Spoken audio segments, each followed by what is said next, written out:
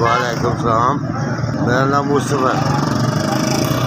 फिर मैं बचपन नहीं कर लिया, बस कभी बेले कभी कम करके तो जी कोई 100-200 लै जाइए।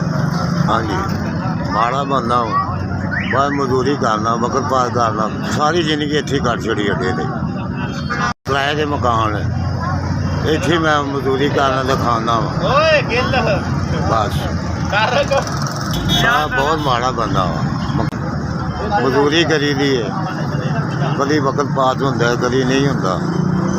समझते हो, माड़े बंदे हैं, गुजर करने फिर रब की दात कराती है। पर रुपया 300-400 लाएगा, गुरबत लंघ गई है, सारी जिंदगी इत्थे बैठे हैं, इत्थे कमाना तो खाना बस। वो सोहना मालक वक्त पास करता पिया। इन्नी महंगाई बेबा हो गई है, रोटी खानी बड़ी मुश्किल है। हूँ बंदा की करे, बाहर ना लेना कोई पता नहीं जिंदगी का माहौल का। तो खर्चा नहीं पूरा होता, आटा नहीं पूरा होता, दवाई किस टाइम ने नहीं लेंदा, किस टाइम मिल लेना। बस सोहना मालक जिन्ने च रखे खा दे।